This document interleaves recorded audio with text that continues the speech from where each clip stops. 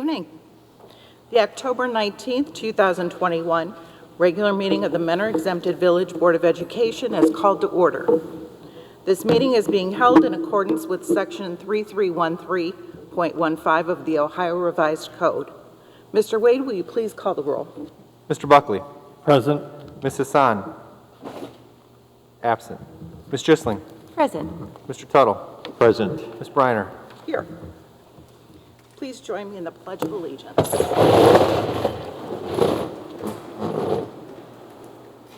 pledge allegiance to the flag of the United States of America and to the republic for which it stands, one nation, under God, indivisible, with liberty and justice for all.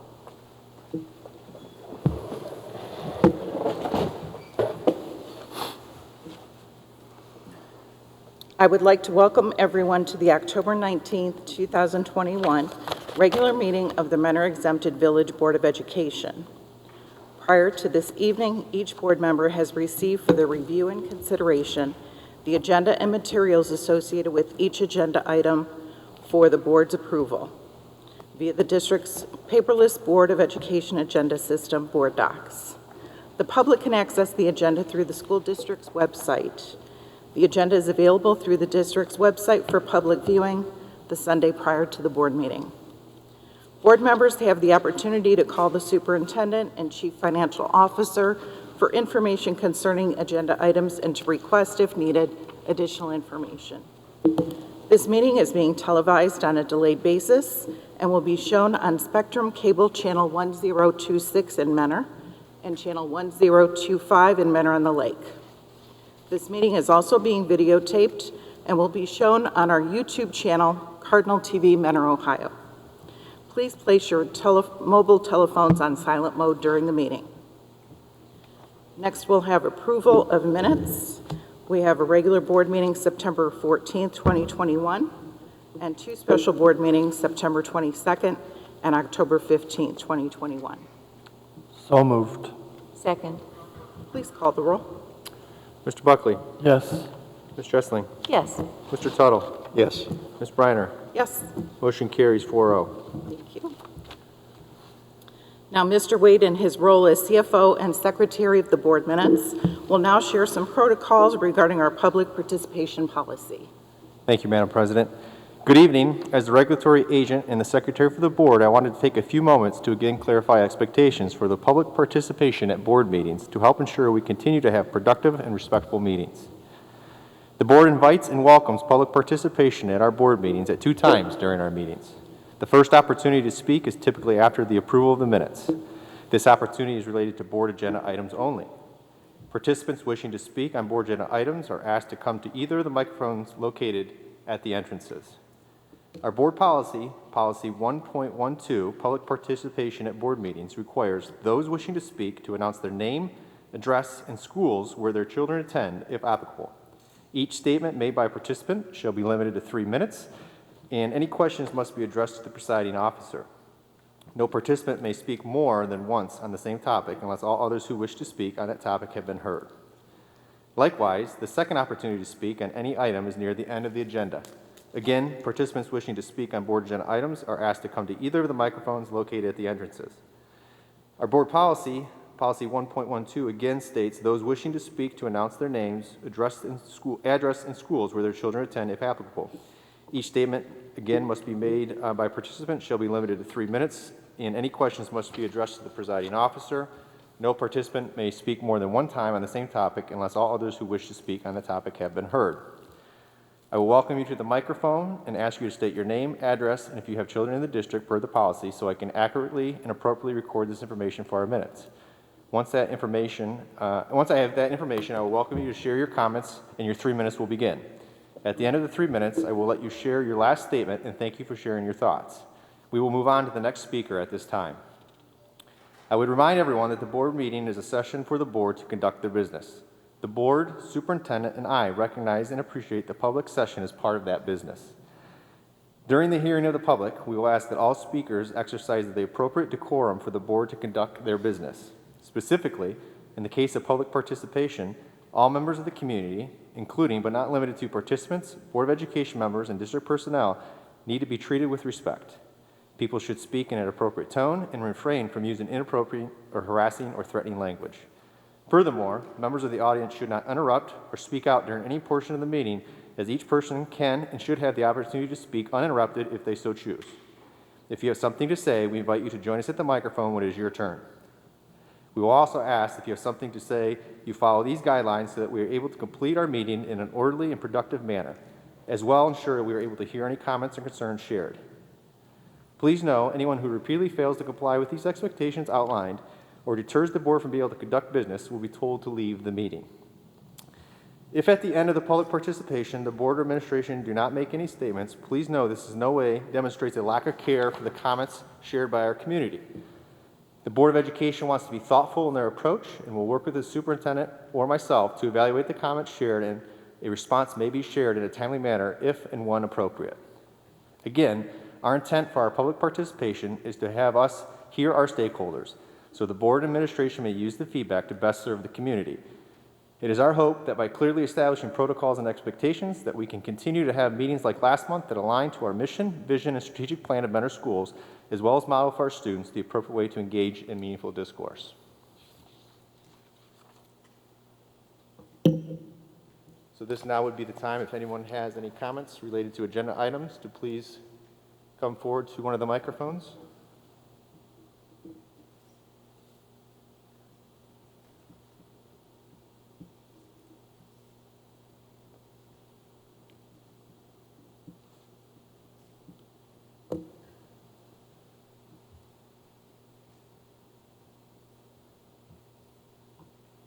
Okay, thank you. Seeing none, we'll move on to Superintendent's report and recommendations. Mr. Porter. Thank you. Good evening, Madam President and members of the board. I have the following recommendations listed under the consent agenda and recommend approval of items 5A1 and 5A2. So moved. Second. Please call the roll. Mr. Tuttle seconded. Ms. Jessling. Yes. Mr. Tuttle. Yes. Mr. Buckley. Yes. Ms. Briner. Yes. Motion carries 4-0. Thank you.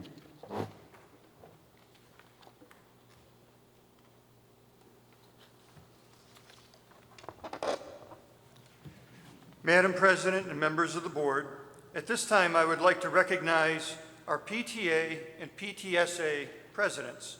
We all know the importance of parent involvement in our schools. For many years, the PTA has given endless hours of service to our students, staff, and community.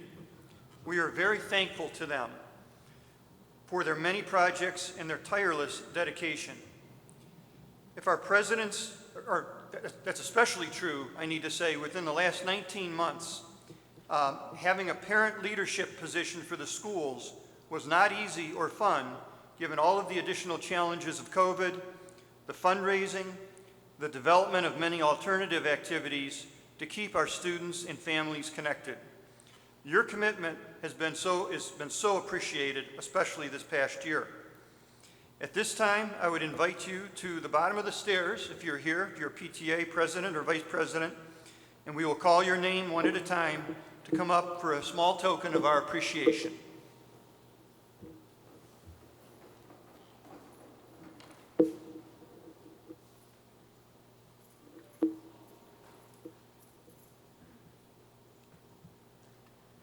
From Bellflower Elementary, PTA President Bridget Sopko.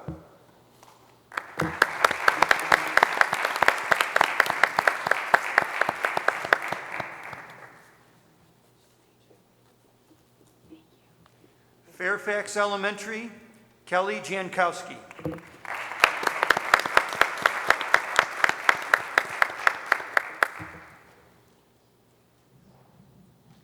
Hopkins Elementary, Christine Henninger.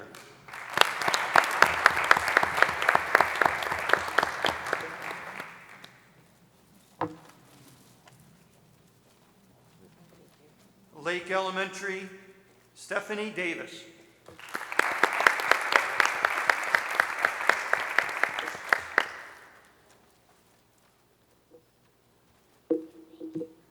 Orchard Hollow Elementary, Kristen Frederick.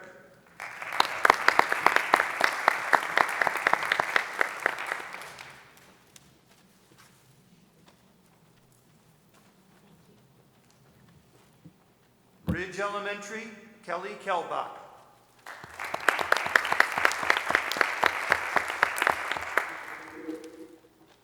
Sterling Morton Elementary, Aaron Phelps.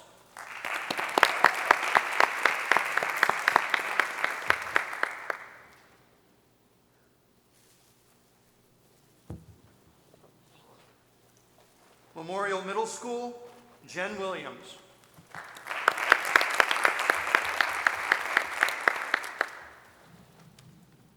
Shore Middle School, PTSA, John Morris.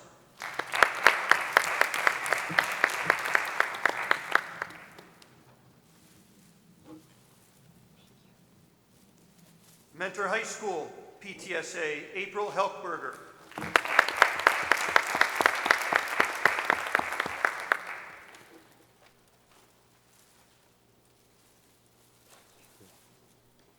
And the Lake County Council President from Mentor, Nikki Smith.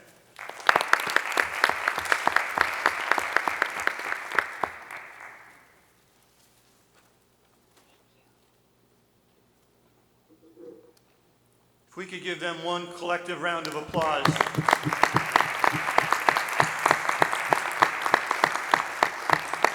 Thank you so much.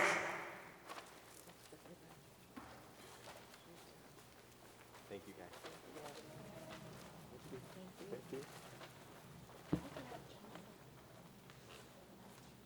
For what? All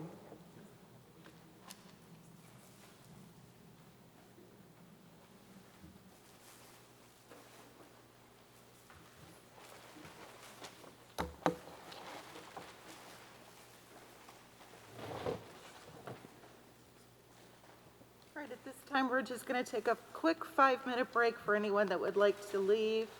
Of course, you're welcome to stay for the remainder of the meeting.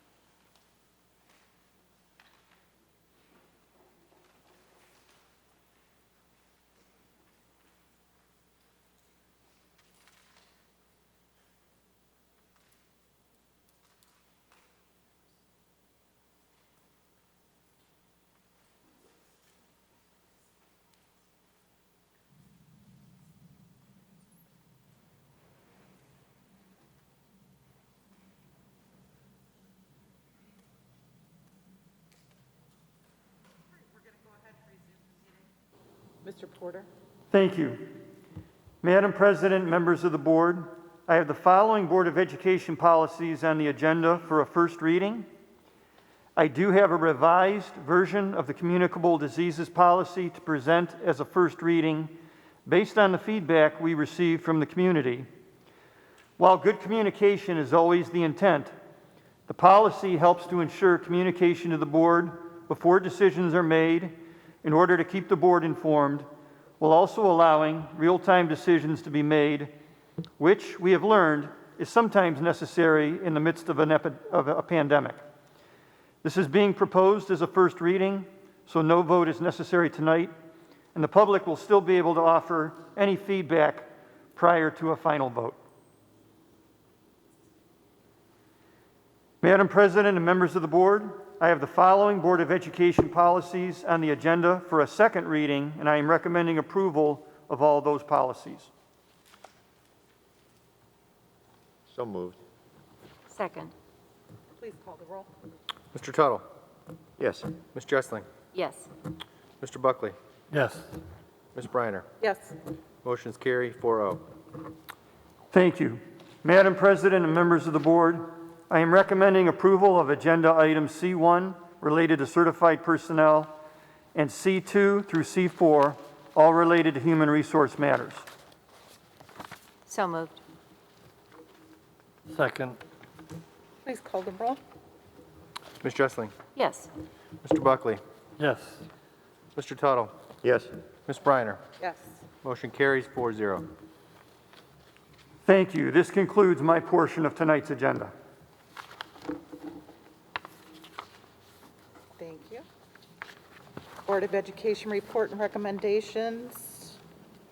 Who's got the first one?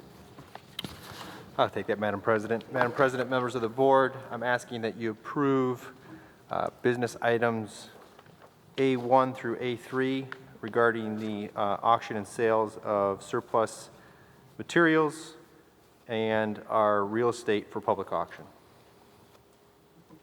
So moved.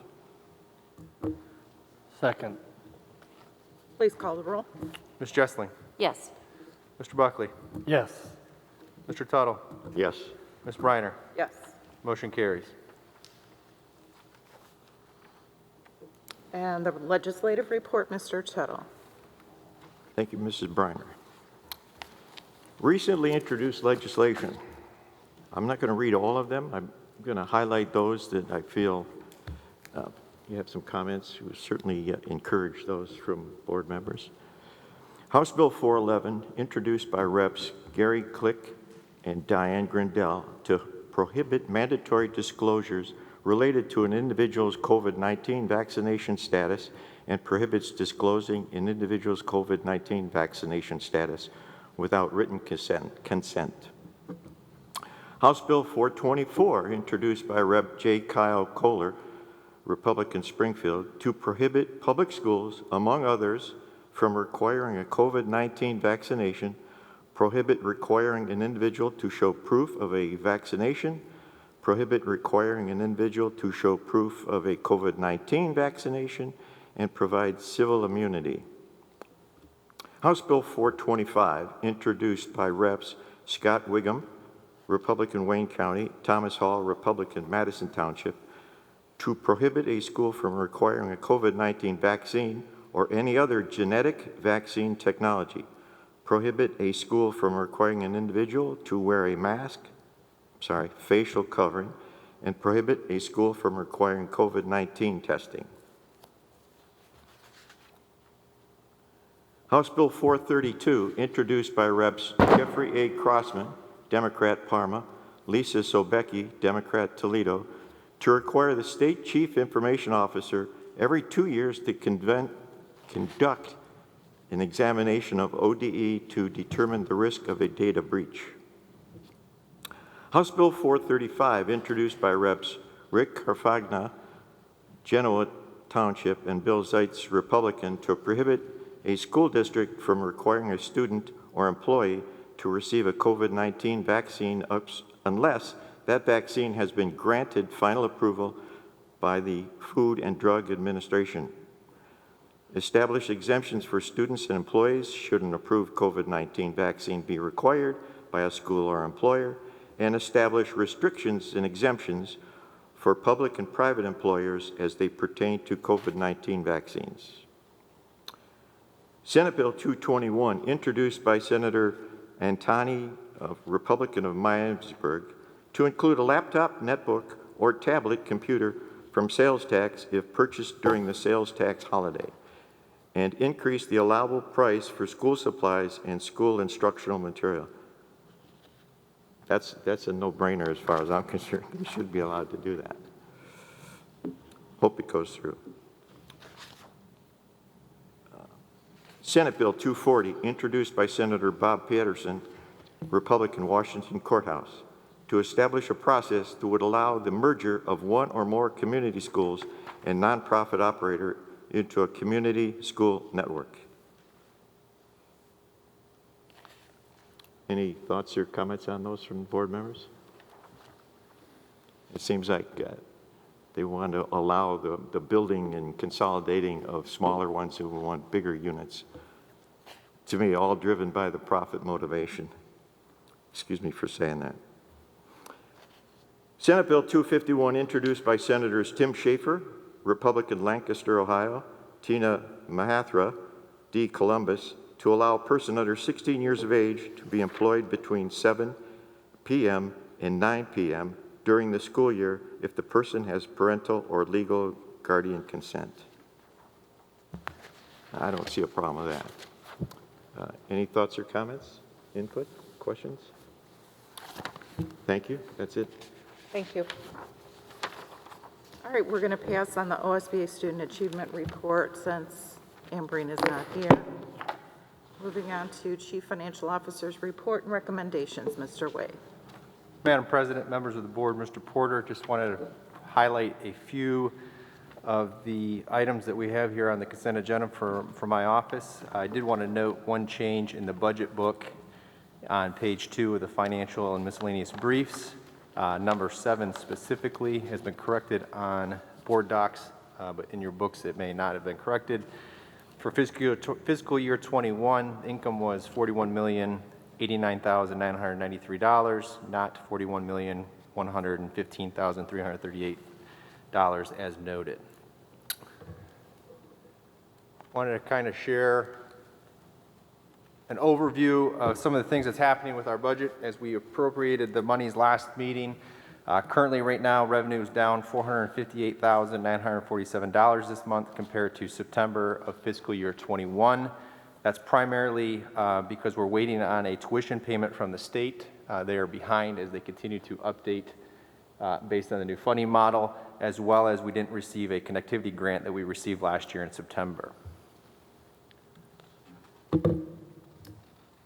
Likewise, if you look at our trend for the year versus what we did last year, we're pretty much on the same pace. Overall collections are trending closely, only down $23,299 from that same point last year. That being said, if we forecast out what we've collected and look at our historical trends, we're on pace and we're expecting to collect about $604,000 more than we appropriated. So revenue's trending in a positive direction.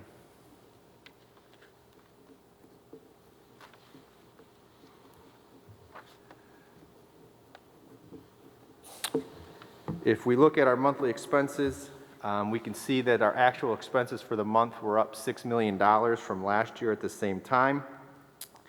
If you remember from last month at the appropriations meeting, that's mainly because of 2 transfers that we did.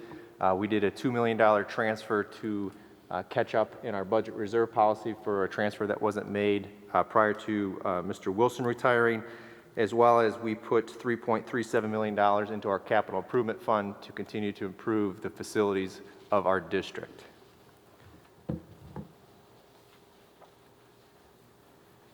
Year to date, we're actually $550,000 less once you normalize it for the transfer. So we are trending better on our expenses than we expected and even better than last year. This is mainly due to the premium holidays that we had for our insurances in July and August.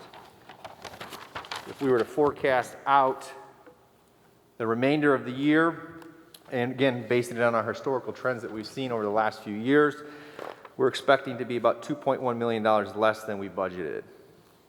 So if we look at it in its totality, with a $600 potential greater than expected revenues, $2 million less in expenses, we were looking at a $2.7 million favorable impact on the cash balance. So I just wanted to, as we've now appropriated our money, continue to monitor that month to month and share that with the community in a way that hopefully is understandable. And if it has questions, please don't hesitate to contact my office. One of the other things that I wanted to bring to the attention to the board and the community, I'm asking for approval on the recommendation I'm making for changing investment firms from First National Bank Wealth Management to Red Tree Investments. Red Tree is a public funds management, and it's their area of expertise. They have over 20 years of providing sound investment solutions for public entities. They work with over 250 Ohio public entities, 170 K-12 institutions, 22 career centers, and 6 ESCs. They work with districts such as Lakota, Rocky River, Chagrin Falls, Orange, Riverside, Perry, Willoughby, Eastlake, Wickliffe, and Shaker Heights, just to name a few. This transition will save us $27,000 a year annually, as well as they have waived fees for us for the remainder of the year, so a net savings in the coming year of about $33,000. And if you're up to date on what the interest rates are right now in the market, that's a pretty substantial savings because we're getting about 0.1 to 0.2% on most of our investments. So I think they'll be a good addition in helping us manage our funds as well as saving us money in the future. Happy to answer any questions anybody may have. Thanks for finding those savings for us, Mr. Wade, and I think it's and obviously a wise choice. Appreciate it.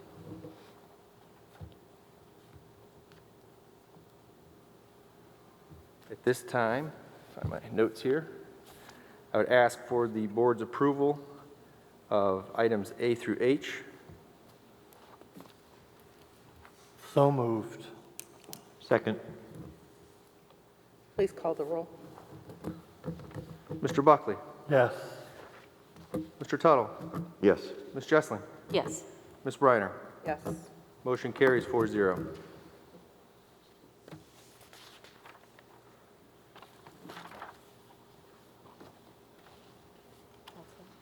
Thank you. Any unfinished business for the board? Any new business?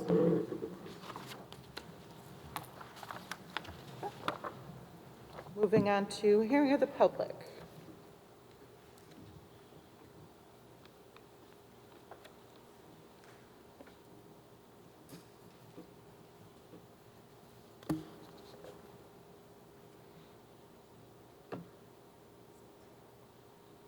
Last call. Anyone for hearing of the public?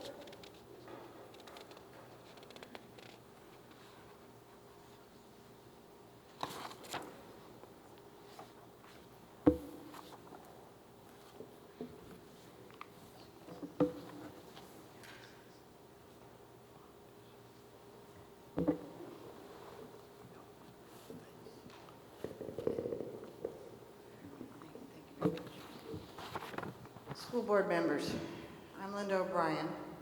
I reside at 5842 Tanninger Court here in Mentor. I am the grandmother of a student at Orchard Hollow. Before you took office, you took an oath to uphold the constitutions of both the United States and Ohio. The Ohio Constitution starts much like the United States Declaration of Independence with "we the people," talks about inalienable rights and that all power is in the people. The right to redress grievances also belongs to the people. And I am here this morning, or this evening rather, to exactly do that, to try to redress grievances. But with one-way communication, it's not the easiest thing to accomplish. So I hope you will listen and give serious thought to my comments. For generations, hundreds of years, primary objectives for education has been the reading, writing, and arithmetic. In the area of reading, American history and other history is being revised and eliminated. What we now teach shows nothing to the children about how exceptional this country is, in the fight that it took to give us freedom, which we now take for granted. Unfortunately, there were over 1 million lives lost, and that sacrifice seems to be absent from our schools. Therefore, there's very little appreciation for what we have. In the area of writing, what has happened to penmanship? Cursive writing is at a minimal level so that most students, when they sign their name, they print. If they can't write cursive, they will surely never read cursive. And the Declaration of Independence and other forms of our country's founding days must be able to be read because they are in cursive. In the area of arithmetic, Common Core math has taken simple line math that was good enough for Einstein and Newton and turned it into a 5-step process. So if I ask you what the answer is to subtracting 12 cents from 32, anyone in this room will come up with 20 instantaneously. But our youth has to go through 5 steps, cumbersome, complex, time-absorbing steps, which are absolutely wrong. These changes to your objectives that you swore to is putting our children at a major disadvantage. But yet there is time and money to teach destructive lessons regarding race, sex, gender, and emotional dysfunction. This is an abuse of our taxpayers' trust in you and our money. These matters are for the family to address, not for the school to address. And according to the Ohio State Constitution, you are the government. We are the people.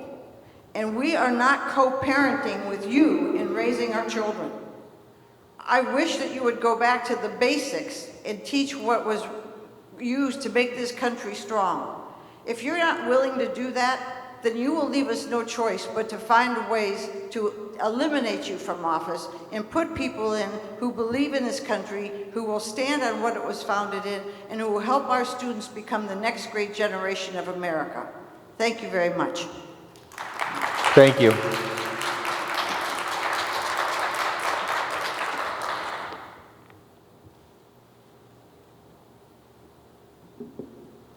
Hi, my name is Sharon Moten. I reside at 4988 Wake Robin Road, Mentor, Ohio. And I was here last month and served all of you affidavits. And I did not get a rebuttal on the affidavits from any of you. I did, however, receive a letter that stated my claims were inaccurate, but never stated what you thought was inaccurate. And as I was talking about the Constitution, I'd like to know exactly what you think is inaccurate about the Constitution. If you need to read it, I brought one with me, and you're welcome to browse through it. In the letter, you stated following Ohio law, but I'd like to remind you, in the fact that you took an oath to the Constitution, not to Ohio, that the Constitution supersedes all other law and is the supreme law of the land. You are in violation of the oath that you took. Now, I'd like to give you the benefit of the doubt and say that maybe you didn't understand what that affidavit was about. Or maybe it was sheer arrogance based on the fact that we as citizens have really neglected our responsibility to keep an eye on what you have been doing all these years, and now you have a sense of entitlement to do whatever you want. I assure you, we're watching now, we're awake, and we're going to pay attention to everything you're doing from now on. You are in violation of the Constitution. State law does not supersede that. A pandemic and emergency orders do not supersede the Constitution. But giving you the benefit of the doubt, I'm going to give you another opportunity to do the right thing, and I'm hereby serving you again.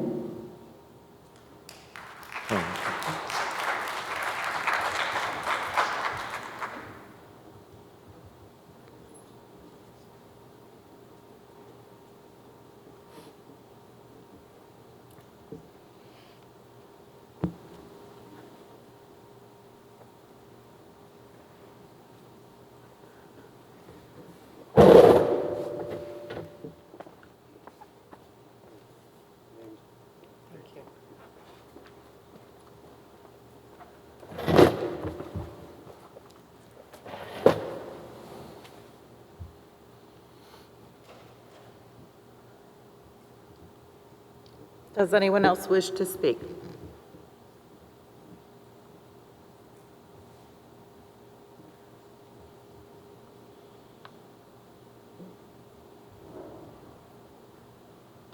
All right, seeing none, we're going to wrap this up.